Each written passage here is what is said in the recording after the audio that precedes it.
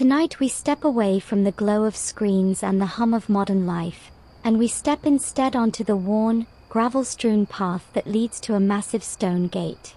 The air is cool, smelling of damp earth, wood smoke, and something else, the faint, metallic scent of old iron.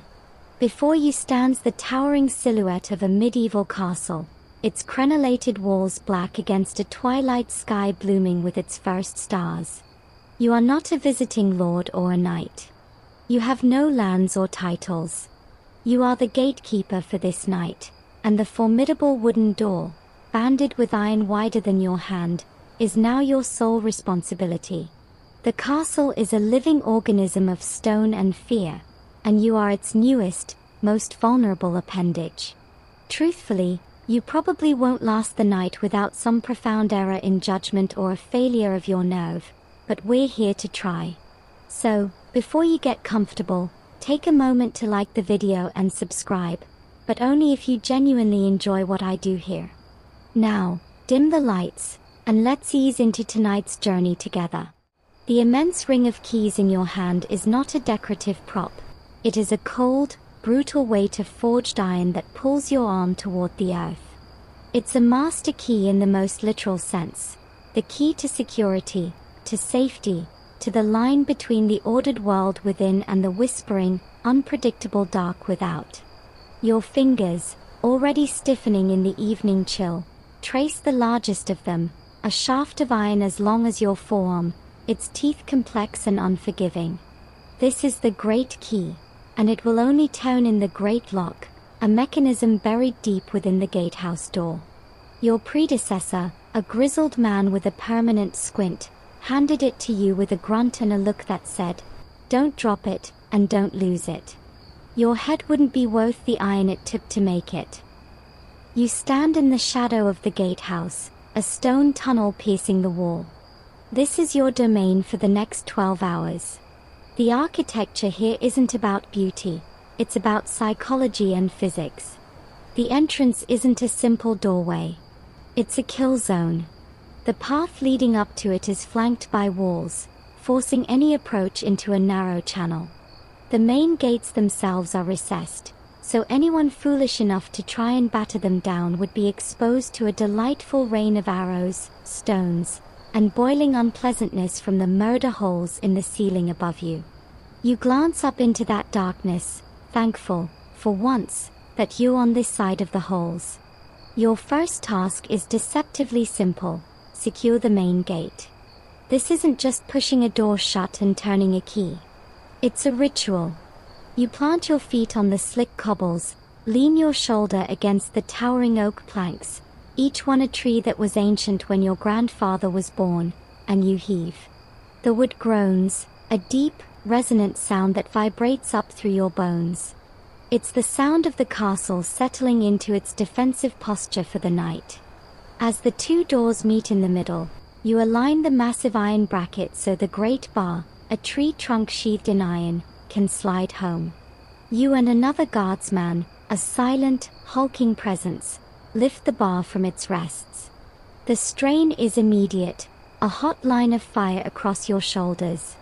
You don't carry it, you guide its terrible weight into the sockets on the opposing door. It drops with a final, thunderous clunk that seems to silence the very courtyard behind you. That sound is more than physical, it is a declaration. The castle is now closed.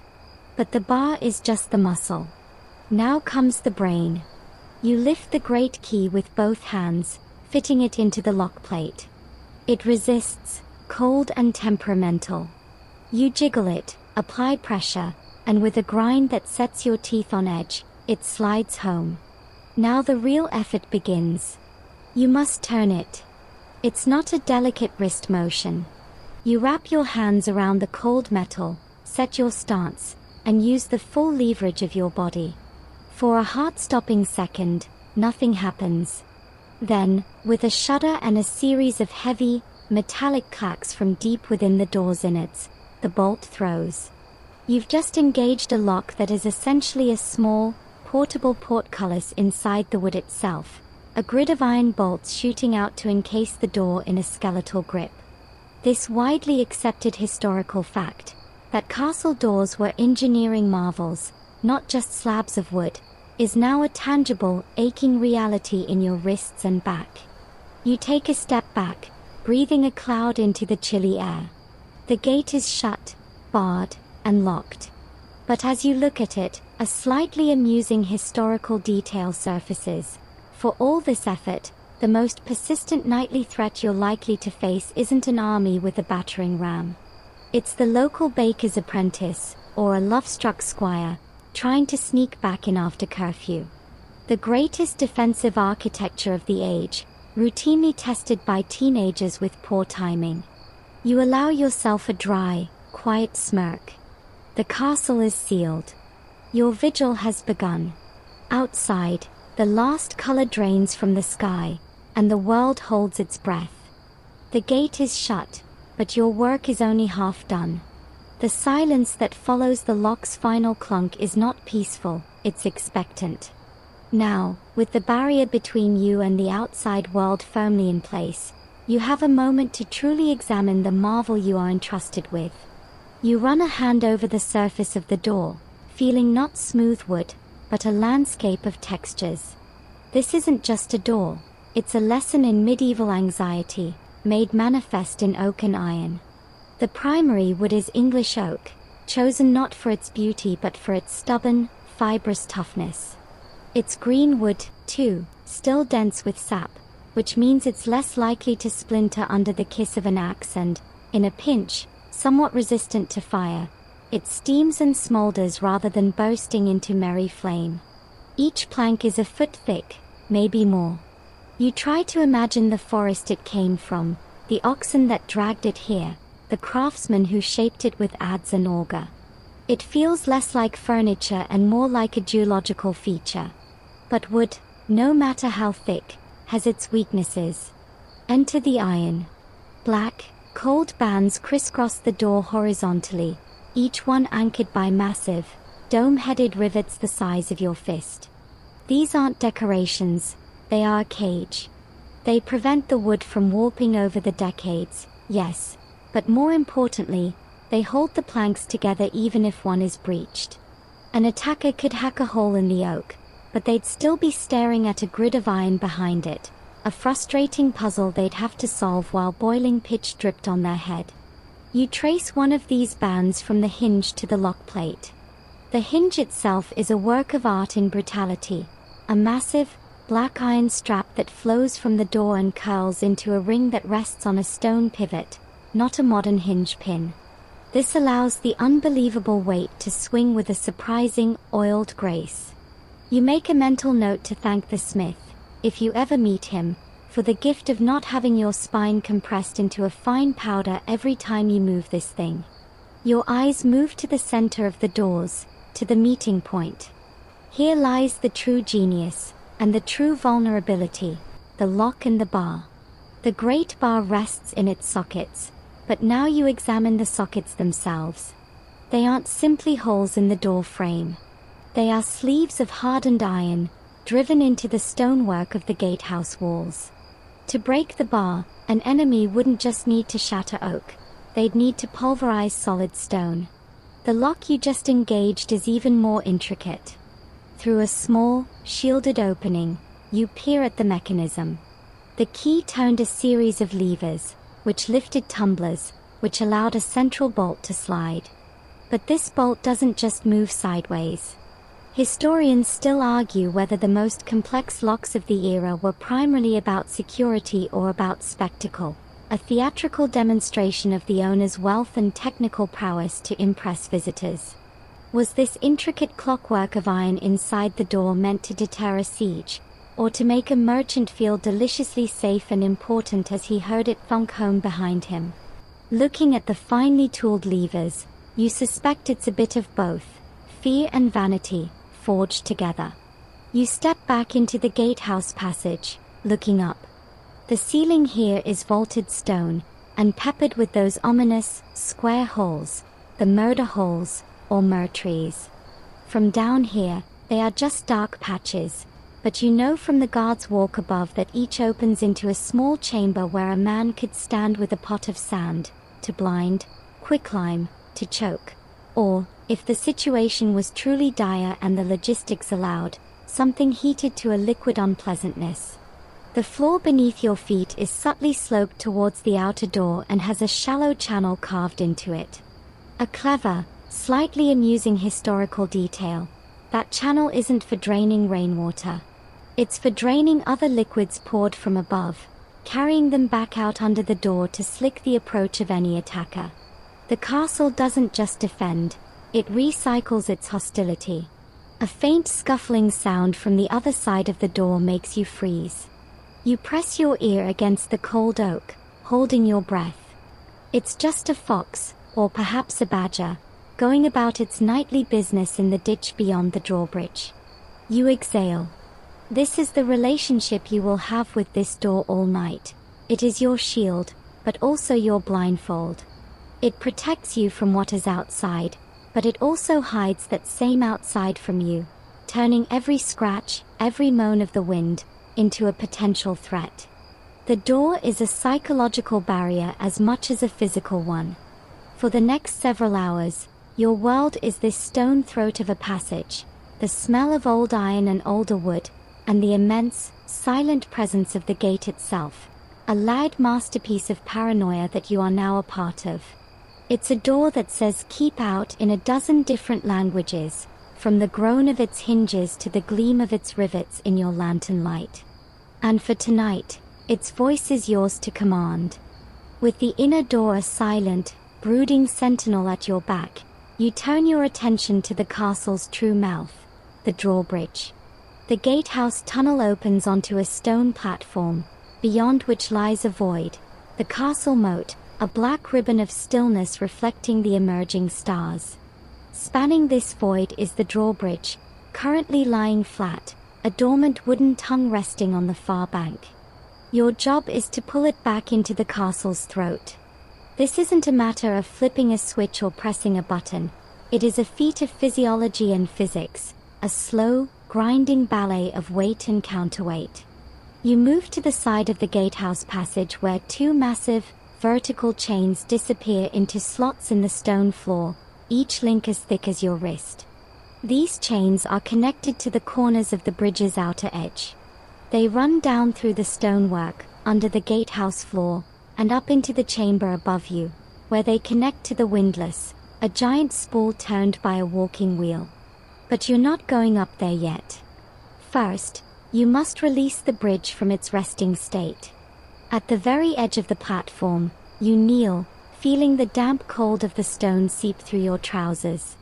Here are the dog bars, heavy iron latches that hook into staples on the bridge itself, holding it down and level. You lift the first one. It's stiff, requiring you to use a small lever to pry it from its staple. The iron bar comes free with a resonant ping that seems to travel across the moat. The second follows. The bridge is now free, held only by its own weight and the chains. You climb a narrow spiral staircase, your lantern casting wild, jumping shadows on the curved walls, until you emerge into the windlass room. It's a stark, functional space, dominated by the great horizontal axle of the windlass, a tree trunk sheathed in iron. Attached to this axle is the walking wheel, a huge, spoked wooden circle, like the inside of a hamster wheel built for giants. Two men could walk side by side within it. Tonight, it's just you. You set your lantern in a safe niche and step inside the wheel, your feet finding purchase on the slatted floor. You take a deep breath, grab the handrail, and begin to walk forward. At first, nothing happens. Your steps are futile, like a dream where you run but go nowhere. Then, with a shuddering groan that seems to come from the very foundations of the castle, the wheel begins to turn. The sound is immense, a symphony of protesting wood, grinding iron, and the deep, metallic clank-clank-clank of the windlass taking up the chain. The effort is immediate and brutal. It feels less like lifting a bridge and more like trying to haul the very earth itself upward. Each step is a battle against gravity and colossal friction. You are a human gear in the castle's clockwork, your muscles burning as you convert your forward walk into the rotational force that winds the chains. Below, unseen but felt through the vibrations in the wood under your feet, the drawbridge begins to rise. It doesn't lift flat like a trapdoor. The chains on its outer edge pull it upward, so it first tilts, its outer edge rising faster than the end still resting on the castle's lip. This angled position is a defensive feature in itself, a sloped, unstable surface that would be a nightmare to try and climb or bridge with a ladder. You walk on, sweat beading on your brow despite the chill. The bridge is coming home. Through narrow arrow slits in the wall, you catch fragmented glimpses of its ascent, a dark shape blotting out more and more of the starry sky across the moat. Finally, the sound changes. The clanking slows, becoming a series of definitive, final thuds. The bridge has risen to a vertical position, sealing the gatehouse opening like a wooden portcullis. You feel it seat into the stone recesses meant to receive it. You take a few more cautious steps until the wheel simply won't turn anymore. The mechanism is at its limit. You stumble out, legs trembling, lungs heaving. You secure the windlass with a heavy iron pawl that drops into a notch on the axle, preventing any backward movement. This is the widely accepted historical fact you've just embodied. The drawbridge was rarely, if ever, a flimsy, rope and pulley affair seen in cartoons. It was a heavy, engineered component, operated by a complex system of levers, chains, and counterweights, and raising it was exhausting, specialized labor. You are that labor. Leaning against the cold stone wall, you catch your breath and look down through an arrow slit. The moat is now a complete, unbroken gulf of darkness. The castle has literally pulled up the welcome mat. A slightly amusing historical detail floats to the surface of your tired mind. For all this impressive engineering, moats were often less about holding water and more about holding stench. They were frequently stagnant ditches filled with runoff, refuse, and whatever the latrines dumped into them. That defensive barrier below you is probably a malodorous soup, deterring attackers not with depth, but with the threat of a festering wound from a mere scratch. You wrinkle your nose, as if you can smell it from here. The physical barrier is up. The psychological one, the message of isolation and self-containment, is now complete. The castle is an island, and you have just burned the only boat. The drawbridge is up, a vertical slab of oak now forming the outer wall of the gatehouse. But the castle's defenses are like an onion, and you are peeling them toward the center, each layer bringing a deeper, more claustrophobic security. You descend the spiral stairs, your legs still humming from the exertion, and return to the gatehouse passage. Before you, where the tunnel opens to where the bridge once lay, is now a dark, square portal framed by stone. From the gloom above that portal, a grid of iron teeth hangs suspended, the portcullis. It is the castle's final, metallic grin. Your next task is to drop that grin into place. You look up. The portcullis is housed in a vertical slot in the gatehouse archway. It's a lattice of wrought iron bars, each as thick as your thigh, intersected by horizontal bars to form a grid of squares too small for a man to squeeze through. The bottom ends are sharpened into points, like a row of gigantic iron pencils. This isn't just a barrier, it's a weapon designed to be dropped. The mechanism for its release is a study in controlled destruction.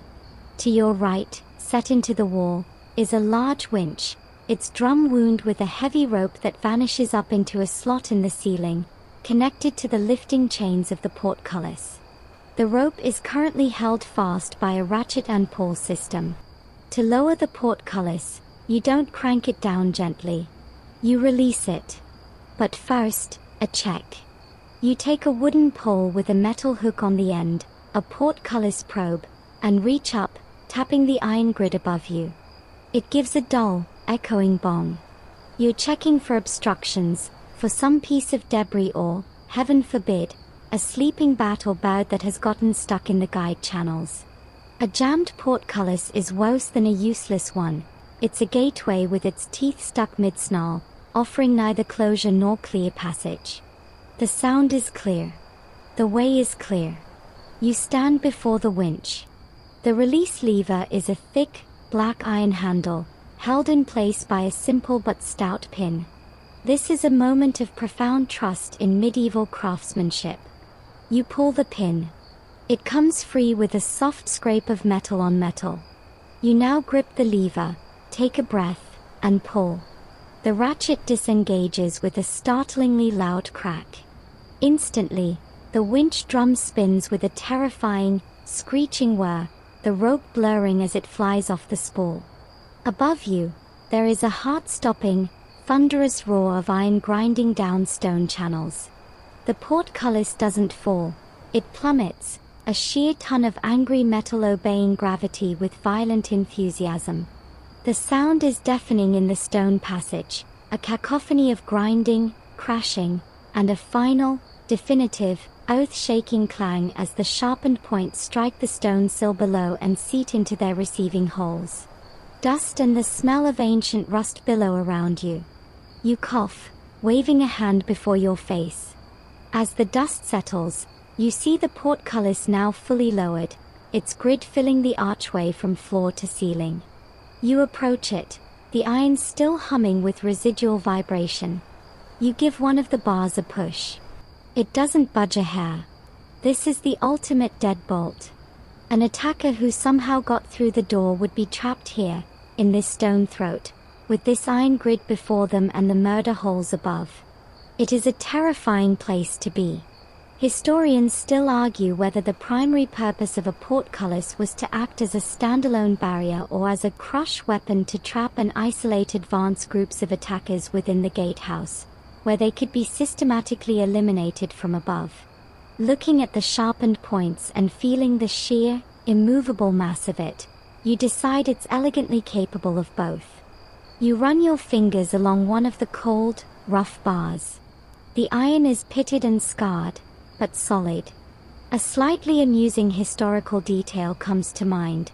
For all its fearsome reputation, the portcullis had a surprisingly domestic vulnerability. The lifting chains or ropes, constantly exposed to the elements and tension, were prone to wear and rust. There are accounts of portcullises being stuck in the up position during crucial moments because a chain link gave way, or worse, collapsing unexpectedly because a rope frayed. The mightiest gate could be foiled by something as mundane as poor maintenance or a family of mice nesting in the winch room. You glance at the now empty rope drum with a newfound respect. That whirring sound was the sound of trust in a well-greased pulley. With the portcullis down, the gatehouse passage is transformed. It is now a fully enclosed stone tube, sealed at both ends by layers of wood and iron. The outside world is gone, reduced to slivers of night sky visible through the grid of the portcullis and the murder holes above. The silence is heavier now, pressurized. You are in the heart of the machine. You light a small oil lamp from your lantern and place it in a niche, its feeble glow dancing across the iron lattice, creating a cage of long, shifting shadows on the opposite wall. This is your watchpost. You have successfully closed the castle's jaws. The drawbridge is the lifted lip, the portcullis the clenched teeth. All that remains is to stand guard in the throat, and listen. The ritual of closure is complete. Now begins the vigil. The definitive crash of the portcullis has barely faded, leaving a ringing in your ears, when a new sound intrudes, not from the hostile dark outside, but from the seemingly secure world within. It's the sound of running feet on cobbles, panicked whispers, and a man's voice raised in breathless pleading. You turn from the iron grid to face the inner courtyard. A small, desperate crowd is hurrying towards your sealed gate. The ritual of closure has a hard deadline, sundown. But humanity, in its beautiful, frustrating chaos, is always late. You step back into the space between the locked inner door and the lowered portcullis, a chamber of judgment barely 10 feet long. A face appears at the small, barred window set into the inner door, the Judas window. It's a farmer, his face smeared with dirt and sweat, eyes wide. Gatekeeper. In the name of mercy, a moment. He cries, his voice muffled by the thick wood. You feel the weight of the great key on your belt, a cold conscience. The rules are absolute. After the portcullis falls, the gate does not open. But rules, especially medieval ones, are always tempered by the identity of the rule breaker. You slide open a small, wooden panel beneath the window, revealing a narrow, vertical slot, the parley hatch. It's big enough to pass a loaf of bread or a coin post through, but not a weapon. The gate is sealed, you say, your voice sounding strangely official in the stone tube. The drawbridge is raised. You are too late. My son, the man gasps, pressing his face to the bars. He took ill in the fields. We carried him. He cannot stay out there. He gestures behind him.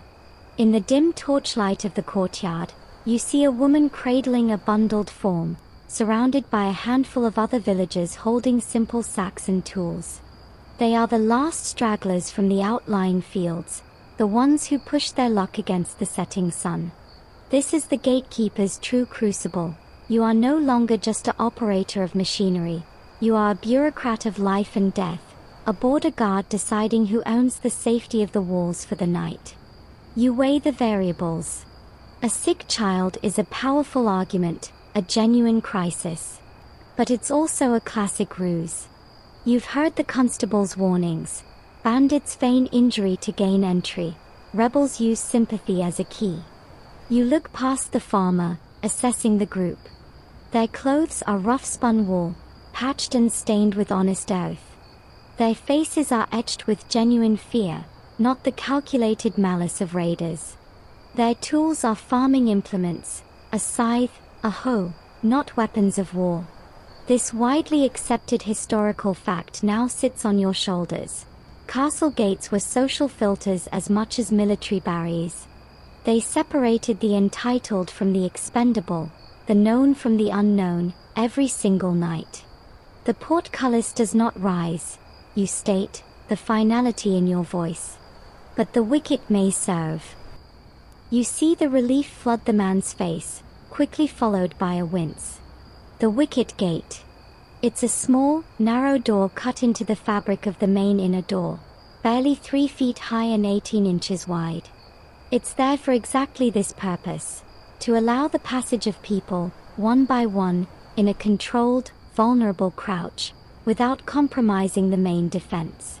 It is also a humiliation, a physical expression of submitting to the castle's mercy. You turn to the inner door. Beside the great lock is a smaller, simpler one. You fit a smaller, simpler key and turn it. With a groan, the tiny door swings inward. The farmer doesn't hesitate. He drops to his hands and knees and scrambles through the low opening, stumbling into the gatehouse passage. He turns immediately to help the woman pass the bundled child through. You stand aside, watching each entrant with a guard's cold eye. The child is passed, then the mother, who crawls through with a sob of gratitude. Then come the others, one by one, each forced into that submissive posture. As the last villager, a young boy with a sack of turnips, squeezes through, you catch a glimpse of the courtyard beyond. A few curious faces peer from doorways, a stable hand, a scullery maid, watching the nightly drama of the last-minute reprieve. A slightly amusing historical detail. This social sorting wasn't just for outsiders.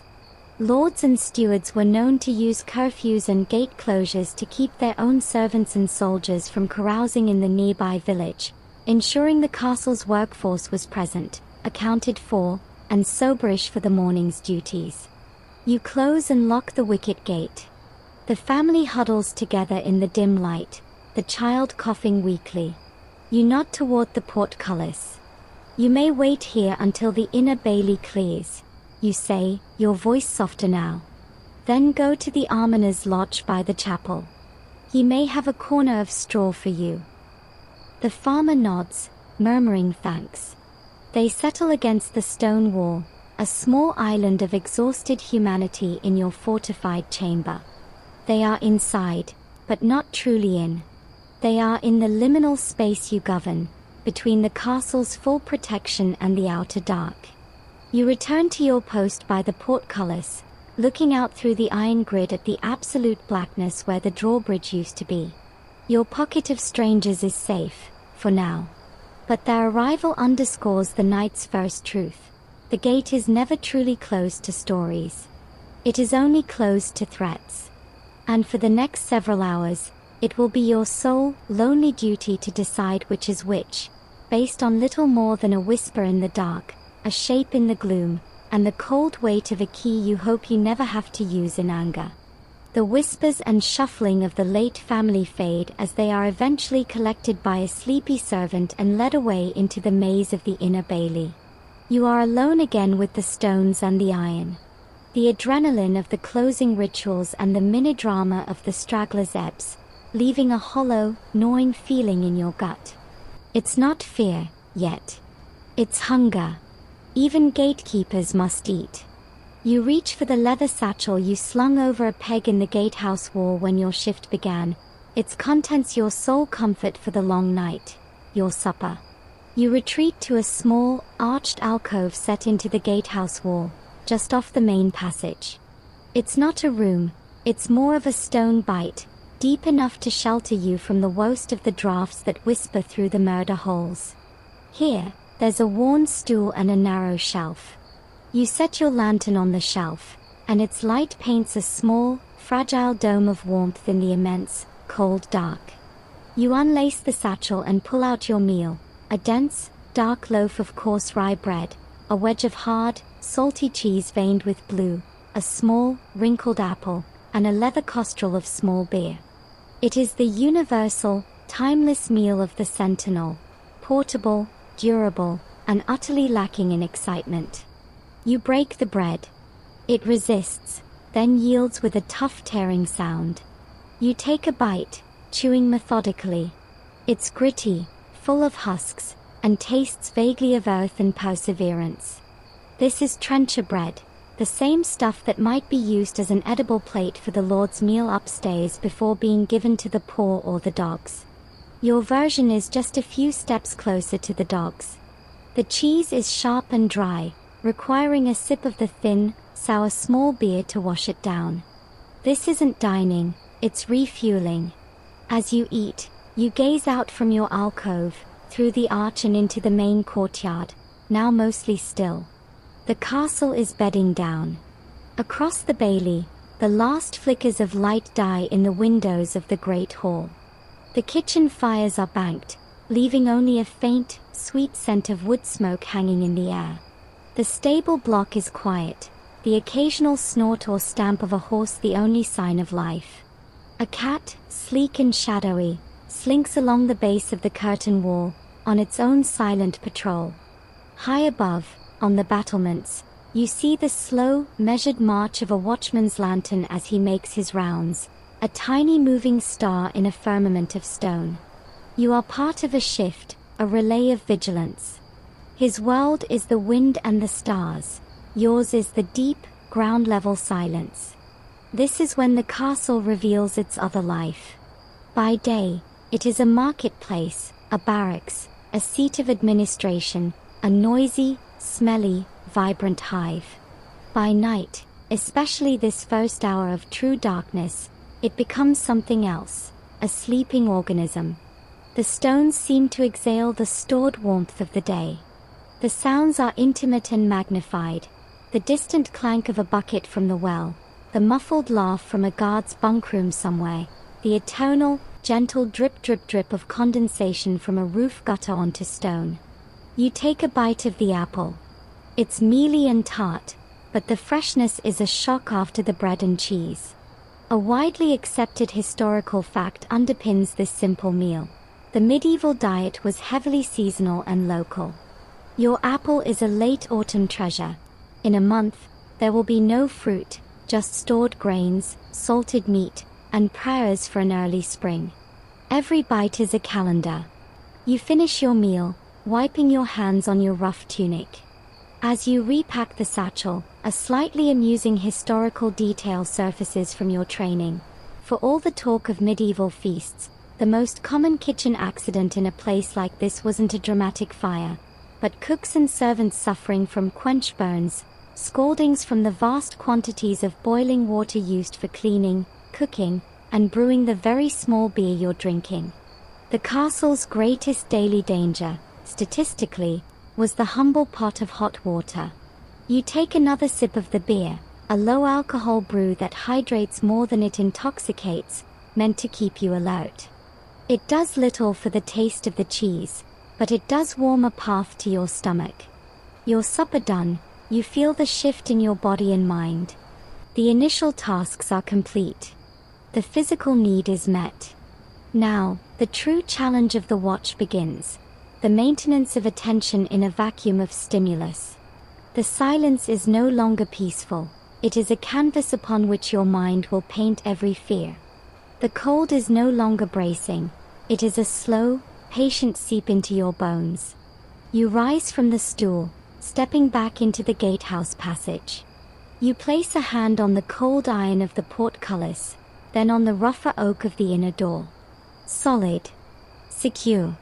You are a man between two walls, in a tunnel of safety you have built yourself. All you must do now is guard the nothingness. And as you take up your position, you realize that guarding nothing is the hardest job of all. The castle dreams around you. You must not. The final, sour sip of small beer is a memory in your mouth. The castle's deep night rhythm has settled, a slow pulse of silence and distant, unidentifiable sounds. You are deep in the vigil's trough, where minutes stretch like cold taffy. Then, a new sound pricks the quiet, not from within, but from without. It is the faint, metallic tap-tap-tap of something small striking the iron grid of the portcullis. You freeze, your breath held. The sound comes again, insistent. Tap. Tap-tap. It's not an attack, it's a signal. Someone is out there in the moat-side darkness, at the foot of the raised drawbridge, trying to get the attention of the gatekeeper without raising an alarm.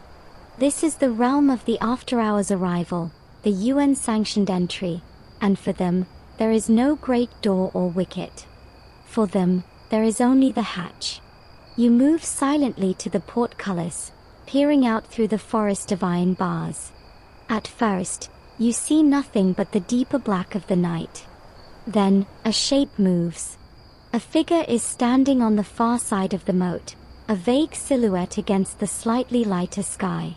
They are waving an arm slowly. The tap-tap had been a pebble tossed against the bars. You do not speak.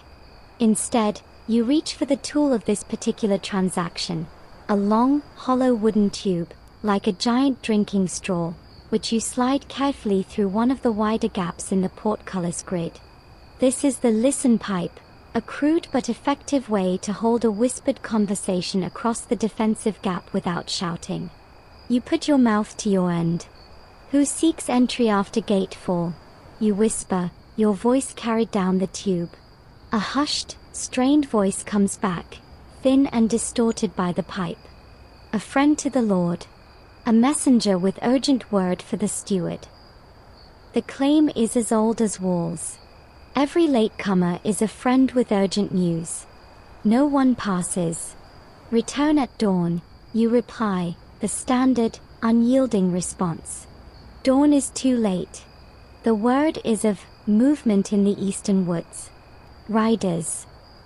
The voice is edged with what sounds like genuine fear.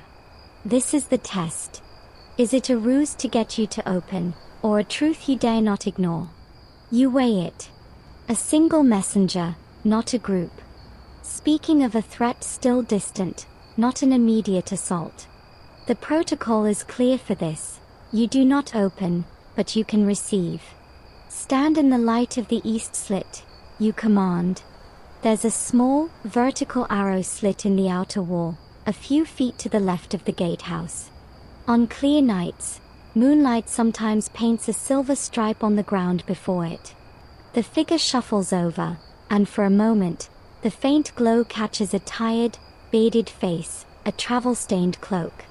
He holds up his hands, empty. Satisfied he is alone and armed only with words, you return to your alcove. Set into the stone floor is a small, heavy iron ring. You kneel, hook your fingers into it, and heave. A 2-foot square section of the floor lifts on hidden hinges, the postern hatch. This is the castle's secret whisper, a channel for messages, small goods, and spies. It leads to a narrow, sloping tunnel that descends and then opens via a camouflaged grate low on the moat's outer slope, well away from the main gate. It is not for people, it is strictly for intelligence. You take a weighted leather pouch from a hook and lower it on a cord down into the blackness of the hatch, giving 3 sharp tugs on the cord to signal it is in place. Then you wait. Minutes pass. Then you feel 2 tugs in return. You haul the cord back up. The pouch is heavier. Inside, you find a sealed parchment and a small, carved wooden token, the messenger's bona fides for the steward. You inspect the seal in your lantern light. It appears genuine, bearing the mark of a neighboring manor. This widely accepted historical fact now sits in your hand. Medieval security relied as much on authenticating objects, seals, tokens, signed documents, as on authenticating people, whom you might never have seen before. The token is the password made physical. You close and secure the hatch. You've done your part. The message is inside the walls. The messenger's fate is his own. Your word is received. You whisper down the listen pipe. Seek shelter in the forester's hut half a league south. It is empty this season. It is the most you can offer. A pause, then a whispered my thanks floats back. The silhouette melts away into the night. A slightly amusing historical detail. These hatches and pipes, for all their cloak and dagger feel, were also used for vastly more mundane purposes. There are records of late-night deliveries of special medicines, of favorite hounds being passed through to their returning masters, and even of amorous rendezvous being arranged, with tokens and poems exchanged through the cold, impersonal tube. The tools of high security forever being co-opted for the small, human dramas of daily life. You lean the pipe against the wall. The encounter leaves a residue of unease. Movement in the eastern woods. It could be nothing. Drifters. Poachers. It could be everything. You listen harder now, your ears straining to parse the natural sounds of the night for anything that doesn't belong. The jingle of a bit, the crack of a branch under a boot instead of a paw. The hatch is closed, the message passed, but a new thread of tension has been woven into the fabric of the night. Your watch is no longer about guarding a closed door, it's about interpreting the silence beyond it. The darkness, you realize, is not empty. It is full of whispers. And for the rest of the night, you will have to decide which whispers to heed, and which to let fade on the wind. The messenger's whisper has dissolved into the night, but its echo remains in your mind, tuning your hearing to a sharper pitch. The gatehouse is a stone ear, and you are now its nerve. You extinguish your lantern to let your eyes adjust to the deep gloom, save for the faintest ambient light from the stars filtering through the portcullis grid and murder holes. In the dark, sound is king. You settle onto your stool, your back against the cold wall, and you listen. This is not passive hearing, it is an active, analytical dissection of the night. You are learning the language of the dark, and it is a complex, whispered dialect. The first layer is the constant, gentle sigh of the wind. It moves differently over different surfaces. Over the open battlements above, it's a low, steady moan. As it funnels down into the gatehouse tunnel, it tightens into a soft whistle, teasing the edges of the iron portcullis, making the chains above you chime almost imperceptibly. This is the baseline, the white noise of the castle's breath. Then come the animal sounds. An owl's declarative hoot from the distant woods, a territorial claim, not an alarm. The frantic, scurrying squeak of a rat in the thatch of a nearby outbuilding, followed by the sudden, silent cessation that tells its own short, tragic story. The snort and shuffle of the castle's own livestock in their pens on the far side of the bailey, a sound of warmth and life that is deeply comforting. But you are listening for the cracks in this soundscape. You are listening for the grammar of threat. The wind's moan could mask the creak of leather armor. The owl's call could be a mimic's signal. You recall the old watchman's advice: trust the foxes and distrust the silence. A natural sound stopping abruptly is often more telling than an unnatural one starting. So when the chorus of crickets from the moat's edge suddenly cuts out, your body tenses before your mind can reason why. Your hand goes to the billhook leaning against the wall beside you. You stare into the black square of the portcullis, your heart a drum in your ears. Nothing moves. The silence stretches. Then, a new sound, a soft, wet plash from the moat. A single, distinct entry of something into the water. A dropped stone? A jumping frog? A carefully thrown grappling hook?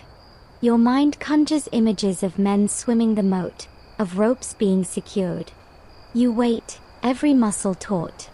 A minute passes. Then, the crickets tentatively resume their chirping, one by one, as if reassured. The threat, if it ever was one, has passed or was never there. You exhale slowly, your grip on the billhook loosening. This is the wearying dance of the night watch, a constant cycle of alarm and reassurance, each false alarm draining a little more of your focus, making the real one harder to recognize. This interpretive listening is a widely accepted historical facet of sentry duty. Watchmen were trained not just to hear, but to categorize. The difference between the stumble of a drunk and the controlled step of a scout, between the snap of a dry branch under a deer's hoof and the sharper crack made by a human trying to be quiet. Your life, and the lives of everyone sleeping in the hall and barracks, depends on this auditory literacy. You are reading a book written in rustles, splashes, and silences. After a while, another sound layers in, this one from within, the change of the guard on the walls above. You hear the muffled challenge, "Who goes?" The password, "The King's Fox," the mumbled acknowledgement, and the slow exchange of positions. The regular, heavy tread of the relieved watchman descends the nearest wall-walk stairs and fades toward the barracks. The steps of the new man are lighter, quicker at first, then settle into the same slow, measured pace. It's a reminder that you are not alone in your vigil, but the knowledge is cold comfort. His world and yours are connected yet separate. He watches the horizon, you watch the door.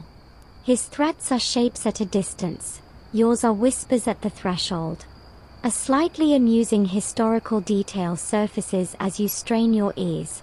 One of the perennial problems for night watchmen, documented in manor court rolls, wasn't enemy action, but sleep talking. Guards would be fined for calling out in their sleep, causing false alarms, or for sleepwalking along the battlements, terrifying their comrades. The greatest enemy of medieval security, some nights, was simply a bad dream. You fight back a sudden, inappropriate urge to laugh. The night is a trickster, playing with shadows on the walls of your mind. You stand, shaking the stiffness from your legs, and step to the portcullis once more. You press your forehead against the cold iron. Out there, the world is a secret. In here, you are the keeper of that secret, a translator of murmurs, a scholar of the dark. And the dissertation is endless. The symphony of the night plays on, a looping score of wind and wildlife. Your ears have just begun to relax into its rhythms when a new sound cleaves through them. Not an animal, not the wind, but the raw, unmistakable sound of human distress. A sob, choked and desperate, followed by a low, guttural moan. It comes from directly outside, from the very lip of the moat where the drawbridge would meet land. This is no stealthy messenger. This is anguish given voice. You are at the portcullis in 2 strides, peering out. At first, you see only the same profound black. Then, a shape detaches itself from the ground, rising to its knees. A single figure, silhouetted against the starry sky. It is a man, or what's left of one. His clothes are tattered, his shape hunched. He raises his arms toward the gatehouse, a supplicant before an iron altar. Please. The word is a ragged breath, carrying across the still air without need for a listen pipe. In mercy, water. Or an end to it. Your training screams protocols. No engagement after dark. Admit no one. Sound the alarm for approach. But this is not an approach, it is a collapse. This is not a threat, it is a ruin. You remain silent, frozen in the conflict between duty and a deeper, older instinct. The man coughs, a wet, tearing sound. Fever, he gasps. My village, they said there was sanctuary here. Sanctuary. The word hangs in the cold air, weighted with religious and legal power. A castle is not a church, but it is a lord's seat, and with that comes a duty, however grudging, to charity and to the laws of hospitality. But hospitality has gates and curfews for a reason. Plague, real or imagined, travels with wanderers. Deception wears the mask of suffering. You are past the hour of entry. You call out, your voice harder than you feel. The gate is sealed by the constable's order. You must withdraw. I cannot walk, the man cries, his voice breaking. He slumps forward, his forehead touching the earth in a posture of utter defeat. The wolves will have me by dawn.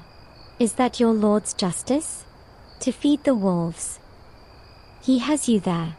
The Lord's justice is a complex tapestry, and willfully condemning a pleading man to death, even a sick one, could unravel a thread in it. You think of the wicket gate, of the submissive crawl. Could he even manage it? If he has a contagion, bringing him inside the walls, even into the gatehouse passage, could be a death sentence for the entire garrison. Historians still argue whether the medieval concept of quarantine was born more of medical understanding or of simple, ruthless self-preservation. Looking at this shivering shape, you understand it is both. A cold calculus of the one against the many, performed in the dark by a man with a key. You make a decision. Not one of mercy, but of mitigated risk. You go to your alcove and retrieve your own costrel of small beer and a heel of the coarse bread. You return to the portcullis. You have a long, narrow pole used for clearing debris from the moat's edge. You tie the costrel and bread to its end with cord. Carefully, you maneuver the pole through a gap in the portcullis grid, extending it out over the moat's black water, angling it down until it touches the ground near the man. Here, you say. Drink. Eat. Then you must go. There is a charcoal burner's mound a quarter-mile west. It is dry. You will see no wolves there. The man stares at the offering as if it were a vision. He crawls forward, fumbles with the cord, unties the costrel, and drinks greedily, water beer spilling down his chin. He stuffs the bread into his mouth. The act of charity, however small and distant, seems to steady him. He looks up, his face a pale smudge. God keep you, gatekeeper, he whispers, the words carrying a sincerity that chills you more than a curse would have. Go now, you say, pulling the pole back in. And do not return to this gate tonight. You are not sure he has the strength, but you have given him a choice other than dying at your doorstep. He struggles to his feet, a phantom swaying in the dark, then turns and shuffles slowly into the night, following the curve of the moat. You watch until the darkness swallows him whole. A slightly amusing historical detail, grim in this context, This very scenario was so common that some larger castles and monasteries had formalized leper squints or arms hatches built into their outer walls, small, shielded openings through which food and drink could be passed to the sick and indigent without any physical contact, an architectural expression of "take this and please go away." You've just performed a makeshift version of that age-old, conflicted ritual. You lean your head against the portcullis, the iron cold on your skin. The encounter leaves a metallic taste in your mouth, distinct from the small beer. You followed the rules. You protected the castle. You even offered a pittance of aid. So why do you feel like you've just failed some deeper, quieter test? The gatekeeper's duty is to keep things out. But some things, desperation, disease, despair, are not so easily stopped by oak and iron. They seep through the gaps in your resolve, in your conscience. You have turned away a ghost, but the ghost has left its imprint on the night, and on you. The walls feel no taller for your decision. If anything, the world outside feels closer, more personal, and infinitely more sad. The ragged man's silhouette has long dissolved into the western tree line, but the unsettled feeling he left behind coils in your gut like cold mist. You are staring into the blackness, trying to parse the echo of his cough from the rustle of leaves, when a new, deliberate sound cuts through the brooding silence, the firm, rhythmic tramp of boots on stone, approaching from the inner bailey. Not the casual shuffle of a servant or the tired trudge of a changed guard. This is a march. Purposeful. Authoritative. Your blood, already cooled by the night, seems to freeze solid. It's the constable's round. Every castle has its rhythm, and the constable is its metronome. He is the Lord's right hand in matters of security and discipline, a man who views sleep as a personal insult and disorder as a mortal sin. His nightly inspection is not a courtesy, it is an audit of your existence. You snap into motion, a sudden flurry of silent activity in your stone alcove. You relight your lantern, its flame suddenly seeming pitifully small. You check that the wicket gate is doubly locked. You run a hand over the great bar, ensuring it sits flush in its sockets. You kick a stray pebble from the center of the passage. You are a student about to be examined by a master who enjoys failing people. The boots stop outside the Judas window. A face appears, older, with a neat grey beard and eyes that seem to absorb the light rather than reflect it. The constable. He doesn't speak. He looks. His gaze sweeps past you, taking in the state of the gatehouse passage, the position of your weapon, the set of your lantern, the security of the locks. It is a look that weighs and measures everything. "Report," he says, his voice like gravel shifting in a bucket. You stand straight, your voice formal in the hollow space. The gate was secured at sundown. The drawbridge is raised and pulled. The portcullis is lowered and seated. The inner door is barred and locked with the great key. One party of 5 late-coming villagers was admitted via the wicket prior to full closure on grounds of a sick child. They were directed to the almoner. One after-hours messenger delivered a sealed dispatch via the postern hatch. The token and parchment are here. You gesture to the shelf where you placed them. One indigent supplicant was given alms across the moat and directed away. He has departed. The constable's eyes narrow slightly at the last item. You engaged with a stranger after gatefall. He was incapacitated and posed no physical threat, sir. Aid was rendered at a distance. He was then ordered to withdraw. You keep your voice level, neutral. Charity could be seen as weakness. Willful cruelty could be seen as inciting the poor to riot. It's a narrow ledge to walk. He holds your gaze for a moment longer, then gives a single, slow nod. It is not approval, it is acknowledgement that your reasoning falls within acceptable parameters. He tests the wicket gate lock himself, then examines the messenger's token, holding it close to the lantern. From de Montfort's manor, He mutters. Good. He places it back. Then he steps to the portcullis, places both hands on it, and shakes it with a sudden, shocking violence. The entire grid rattles in its stone channels, a deafening crash that seems to shake dust from the ceiling. He is testing its seating, ensuring it is fully down and not just resting on some obstruction. The noise fades, leaving your ears ringing. Your listen pipe is unsecured, he states, pointing to where it leans against the wall. You quickly place it in its designated iron brackets. See that it is. This is the essence of his inspection, the fanatical attention to the placement of things. A misplaced tool is a step toward a misplaced trust, which is a step toward an open gate. This widely accepted historical fact of military life, the tyranny of routine and inspection, is now the hammering of your own heartbeat. The constable isn't just checking for threats, he's checking for the potential for threats, which resides in any slip of discipline. He completes his circuit, his eyes missing nothing. Finally, he turns back to you. The night is long, Gatekeeper. Vigilance shortens it. Complacency gets you killed. It's the closest thing to encouragement you'll get. With a last, sweeping glance, he turns and marches back the way he came, his boot falls fading into the heartbeat of the castle. You sink onto your stool only after the sound has completely disappeared, a slow release of breath you didn't know you were holding. The encounter has left you strangely drained, more so than the physical labor of raising the bridge. It's the mental toll of being scrutinized, of having every decision weighed in the balance of a colder, harder logic. A slightly amusing historical detail surfaces through the stress.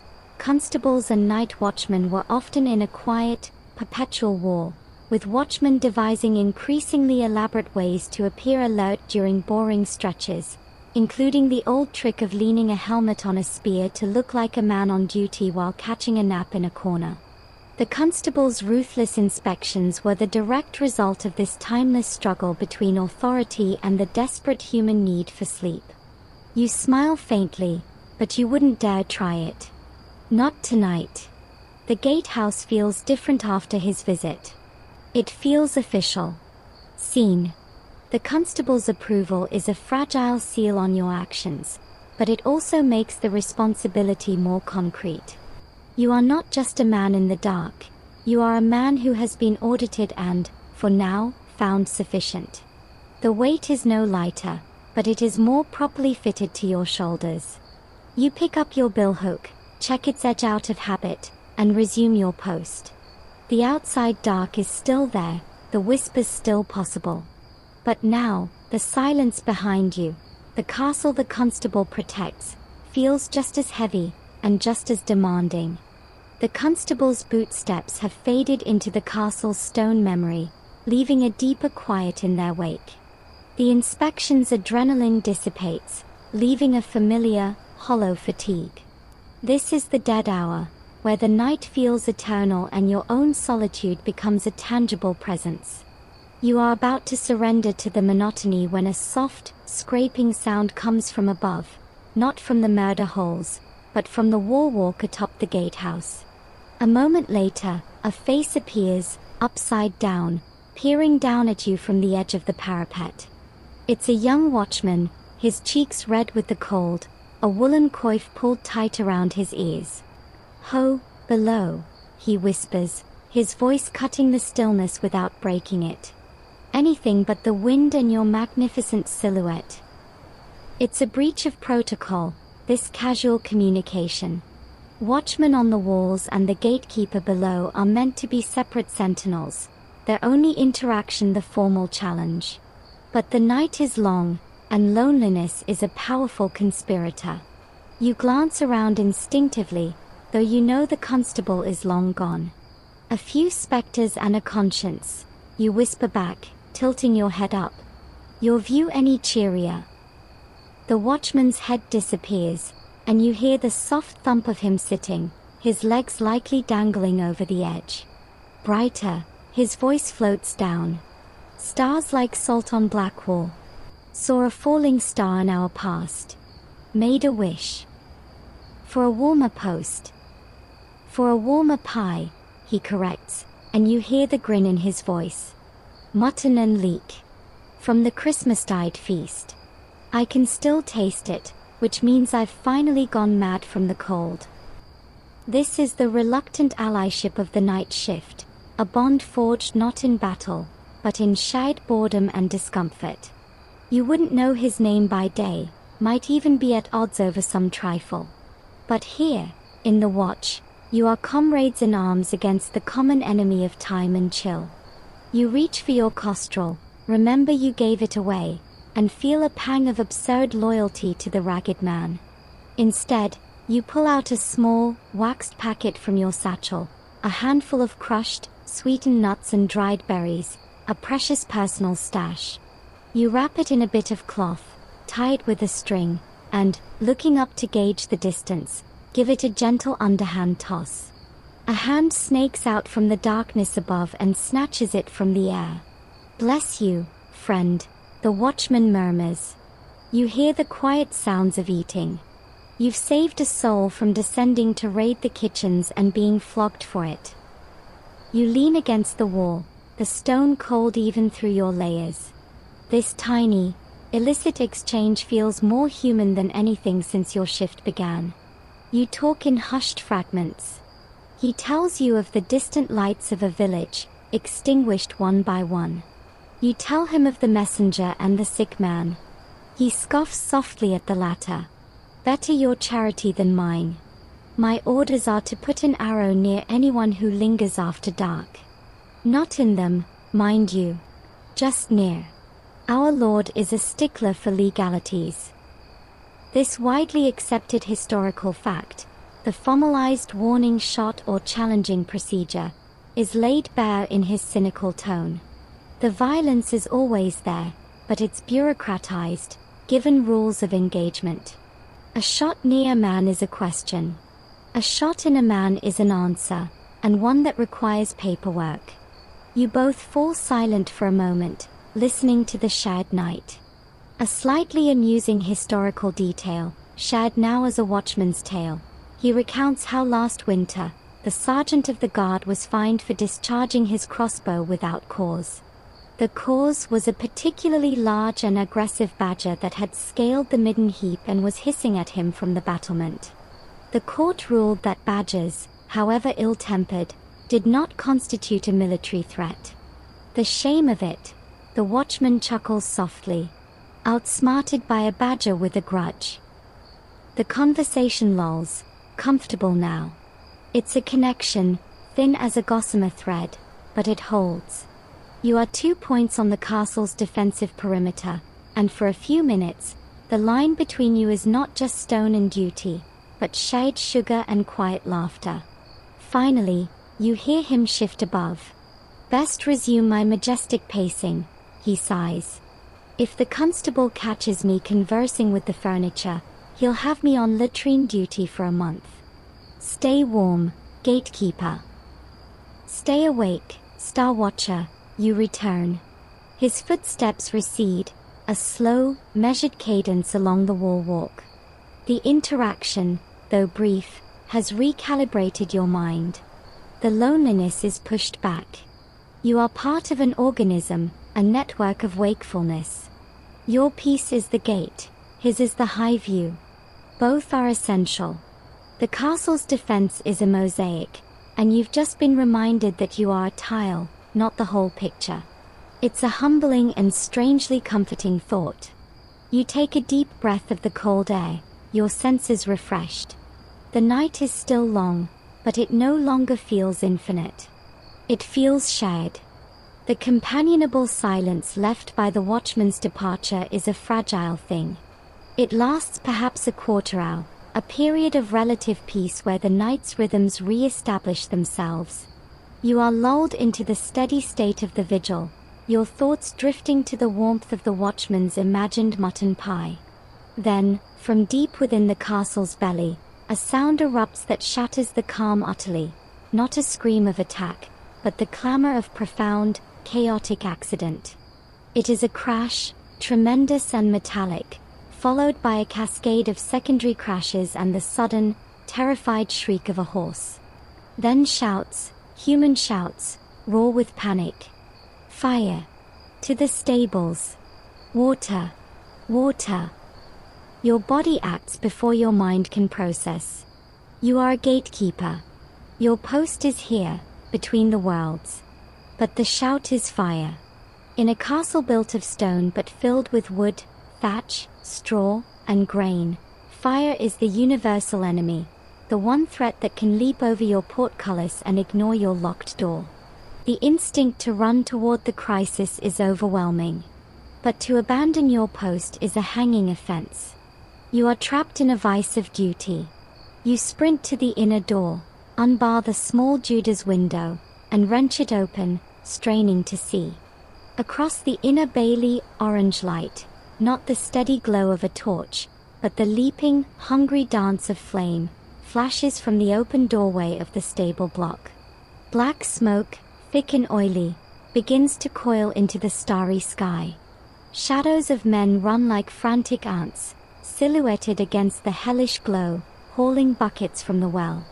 The horses' screams are a continuous, piercing sound of pure animal terror. Your training locks into place. Your duty is the gate. But the gate is only as secure as the castle behind it.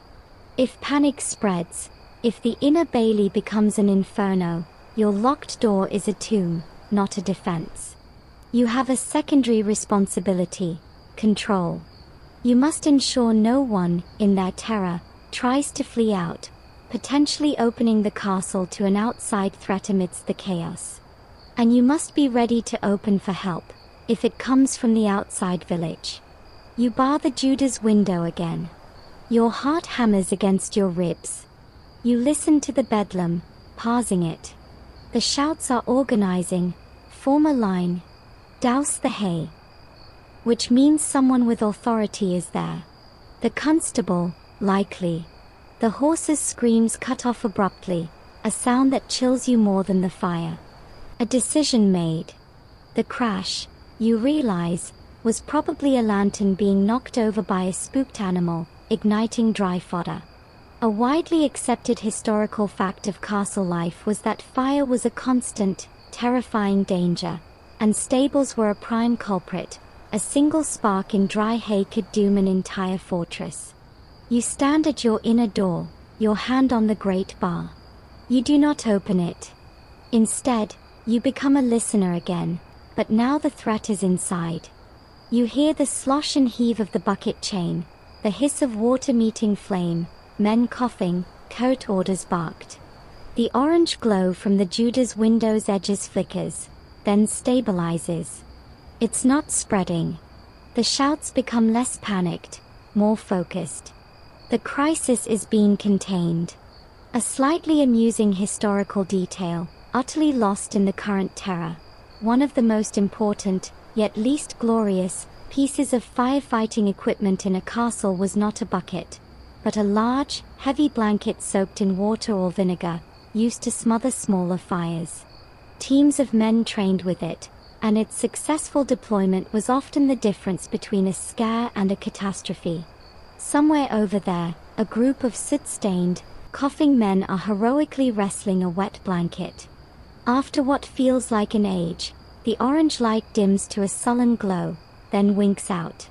The shouts subside into exhausted murmurs, the clank of buckets being dropped.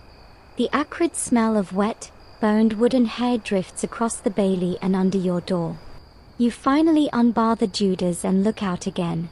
The stable doorway is a dark maw now, emitting tendrils of steam and smoke. Men sit on the ground, coughing, their faces blackened. The danger has passed.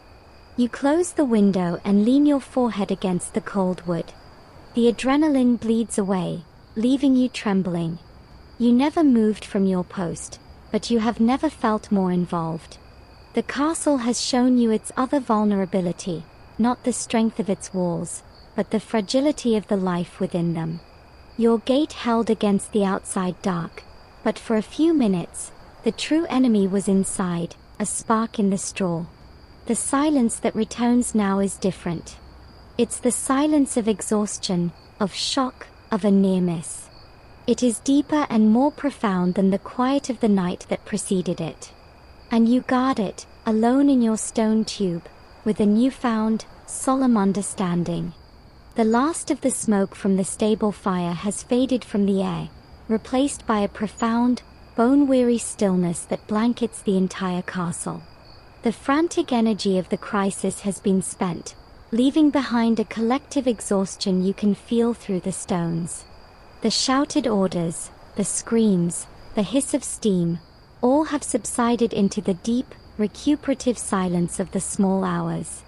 This is the slow dance toward dawn, a time when the night is at its darkest and the soul is at its thinnest. Your earlier encounters, the messenger, the supplicant, the watchman, the fire, now feel like vivid dreams. The present reality is the cold, the ache in your lower back from standing on stone, and the heavy, granular fatigue behind your eyes. Time distorts.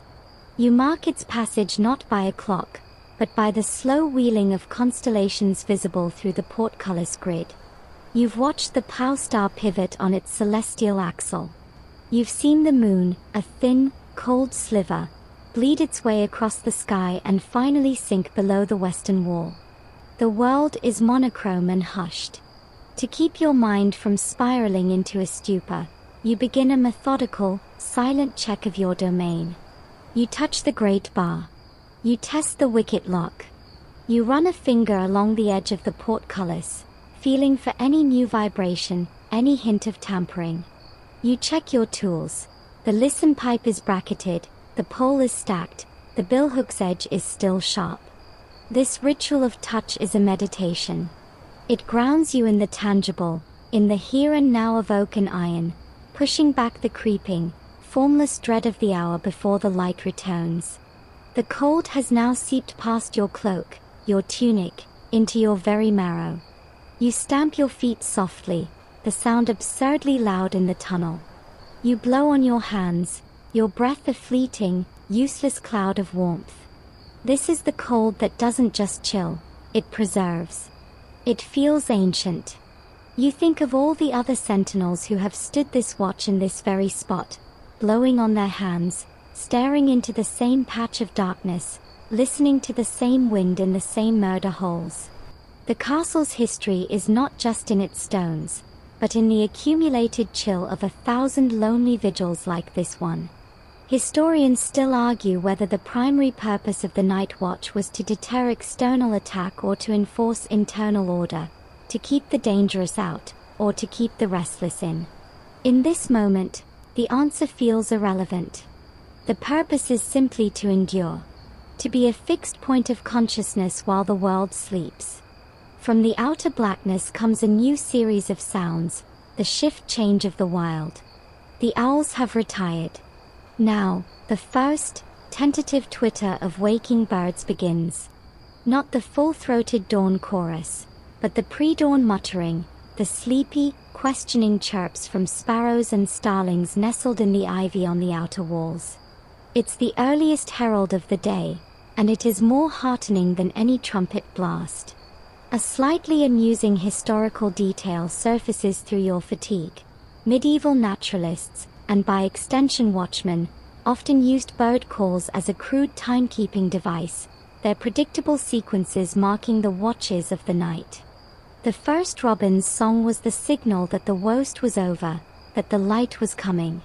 You listened to those tentative chirps with the intensity of a priest listening for scripture. In the inner bailey, there is a new, subtle stirring. Not the panic of fire, but the first gentle resumption of life. You hear the soft, wooden groan of a door opening, the bakehouse. The baker and his apprentices are beginning their day, hours before anyone else, to have bread ready for the morning. The faint, sweet scent of kindling smoke, clean and purposeful, begins to mix with the lingering odor of the stable fire. Then, the sound of dough being slapped and kneaded on a heavy table, a rhythmic, comforting thump thump thump. It is the sound of normalcy, stubbornly reasserting itself. You turn from the portcullis and look toward the inner door, toward that sound. The darkness is no longer absolute. A faint, gray pallor is beginning to leach into the blackness of the sky above the courtyard walls. It is not light, but the absence of the deepest dark. The slow dance is nearing its end. Your limbs are leaden, your mind sanded smooth by the night's abrasions, but a new current is entering the air. It is the current of imminence. The castle is not yet awake, but it is no longer fully asleep. And you, the gatekeeper, have held the threshold between those two states. You have danced the slow, cold steps, and you have not faltered. The greatest enemy now is not the night, but the temptation to believe it is already over. The grey pallor in the sky above the inner bailey is no trick of your sleep-starved eyes. It is the first true dilution of the night, a wash of cool, colorless light that slowly defines the shapes of rooftops and towers against the fading dark. The pre-dawn mutter of birds has swelled into a proper, if still hesitant, chorus. The world is returning to itself, detail by detail. You can now see the texture of the stones in the courtyard wall, the grain of the oak in the door behind you, the individual, dew-beaded links of the portcullis chain where it vanishes into the ceiling. The sounds of the bakehouse have been joined by others. The clank of the well-windlass as the first buckets of the day are drawn. The low, muttered conversation of the bakers, their words indistinct but their tone one of mundane routine.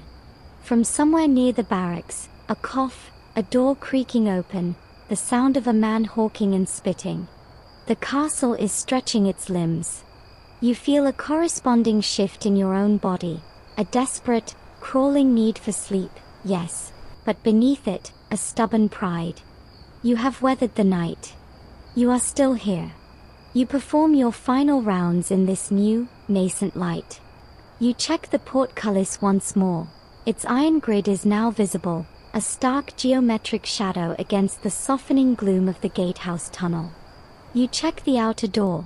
It stands, immovable and silent. Then, you move to the inner door and, for the first time since sealing it, you prepare to break its seal. Not to open it fully, but to engage with the morning. You lift the great key, its weight familiar now, almost comforting. The lock grinds, but with less resistance than last night, as if the metal itself is relaxing with the coming day. You slide the great bar back, the sound a deep, wooden rumble that seems to announce the shift change of the world. You open the small Judas window fully, letting in a rush of cool, fresh air that smells of damp earth, bread, and wood smoke. The scene in the bailey is one of quiet industry. The baker's boy is sweeping the step. A scullery maid, yawning, carries a pail toward the kitchen. Two stable hands, looking soot-smudged and weary, are inspecting the damaged stable door, speaking in low tones. They glance toward the gatehouse, see you in the window, and give tired nods. You nod back. The shared crisis of the fire has created a silent bond. This is the time for the castle's scouts and outriders. As you watch, the postern gate on the far side of the bailey, a small, heavily fortified door used for sorties, creaks open. 3 men slip out, 2 with bows and 1 with a light spear. They are the morning scouts, tasked with checking the immediate perimeter for signs of disturbance during the night, for tracks, for the remnants of campfires, for the truth behind the messenger's warning of movement in the eastern woods. They move with a focused grace, disappearing into the tree line beyond the cleared ground. Their departure is a widely accepted historical necessity. A castle's security depended as much on knowing what was beyond its walls as on the strength of the walls themselves. Intelligence was the first line of defense. You watch them go, feeling a pang of, not envy, but a shift in responsibility. Your watch over the static gate is ending. Theirs over the dynamic world is beginning. A slightly amusing historical detail comes to mind as you see the last scout vanish. These morning patrols were often the source of the castle's fresh meat. While scanning for enemy tracks, they were also scanning for deer trails and rabbit warrens. The line between security patrol and breakfast procurement was charmingly blurry. The threat assessment for the day might literally be delivered alongside a pair of hairs for the pot. The light strengthens, turning from gray to a pale, watery blue. Stars have vanished. The high clouds are now tinged with the faintest suggestion of rose on their eastern edges. The sounds of life are multiplying, the clatter of pots from the kitchen, the whinny of a horse, the shouted instruction from a sergeant mustering the day guard. The castle is shedding its nocturnal skin, becoming a bustling, vulnerable, living thing once more. Your time as its solitary guardian is drawing to a close. The profound, possessive solitude you felt in the dark is being replaced by the relief of rejoining a community. The gate will soon cease to be your private domain and become a public thoroughfare again. You take a last, long look through the portcullis at the moat, now visible as a strip of still, dark water, and at the raised drawbridge, a sheer wall of wood against the brightening sky. You have kept them closed. You have kept the bridge between night and day. For a few more moments, the threshold is still yours. A shaft of true sunlight, thin and pale gold, finally slices over the eastern battlements and strikes the top of the gatehouse tower. It does not reach you in your stone passage yet, but its reflected glow warms the air, a promise that the long, cold transaction of the night is complete.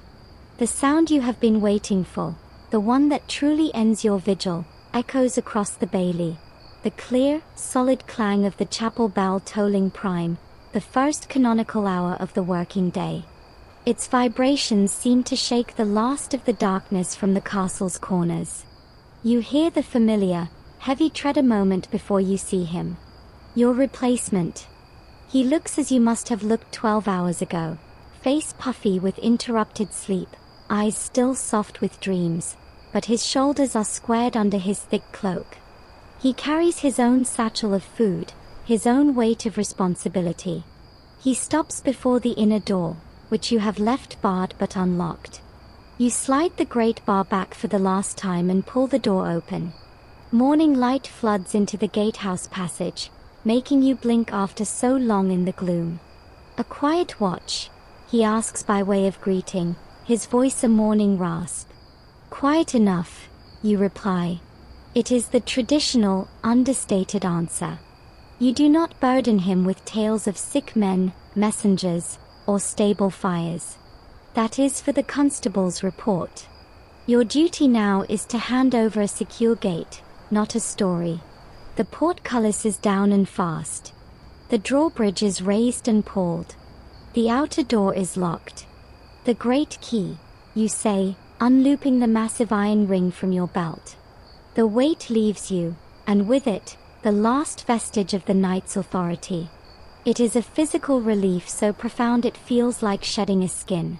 You place the keys in his outstretched hand. No issues with the mechanisms. He takes the keys, his fingers closing around them with a familiar grip. He nods, already looking past you, assessing his new domain with a watchman's eye. The transfer is complete. It is unsentimental, efficient. There are no thanks, no commendations. The night was held, that is the job. You step out of the gatehouse passage and into the full light of the bailey. The world is startlingly vivid. Colors are intense, the green moss on the stone, the brown of the timber, the red of a passing servant's shawl. The air is alive with sounds that are purposeful, not threatening. The clang of the smithy starting his fire, the call of a goose being herded, the distant ring of practice swords from the training yard. You stand for a moment, letting the sun soak into your cloak. You are a civilian again. The burden of interpreting every sound, of judging every shadow, is lifted. You feel both lighter and oddly empty. The walk across the bailey to the guards' quarters is a journey through a different world than the one you inhabited hours before. You pass the almoner's lodge and see the farmer from last night, his child wrapped in a blanket, sipping something warm from a bowl. He sees you, meets your eye, and gives a slow, deep nod of gratitude. You nod back, a silent closure to that particular thread. You reach the low, dim bunkroom that smells of stale rushes and sleeping men. Your pallet is as you left it. You unbuckle your belt, hang your cloak, toe off your boots. The stiffness and fatigue, held at bay by ritual and adrenaline, now crash over you in a single, warm wave. You lie down on the rough straw mattress, the coarse wool blanket scratchy against your chin. The sounds of the fully awake castle, sounds you guarded through the night, now become your lullaby. Your eyes close. The last thing you are aware of is not the silence you kept, but the life you protected, humming all around you as you finally, earnestly, let go. The images fade gently now, like stones settling into a riverbed. The weight of the key, the chill of the iron, the strain in your shoulders, they all soften, drifting away on the quiet rhythm of your own breath. The castle gate is secure, held by another now, its story continuing in the daylight. You have stood the watch. You have borne the cold and the silence and the weight of small, lonely decisions. And in doing so, you have kept a world safe in its slumber. There is a profound peace in duty done, in a vigil completed without fanfare. It is a quiet pride that needs no audience, a satisfaction that comes from simply enduring, from being a steady point in the turning of the night. The fears were faced, the rules were followed, and the bridge between darkness and dawn was held. So let that feeling settle over you now. The relief, the gentle emptiness after a task is finished. Let the imagined chill of the stone be replaced by the warmth of your own bed. Let the distant sounds of the castle's morning melt into the familiar, comforting sounds of your own home at night. The watch is over. The gate is closed. The stars have completed their slow arc, and the sun has claimed its domain. All is well. All is quiet. And now, at last, it is your turn to rest.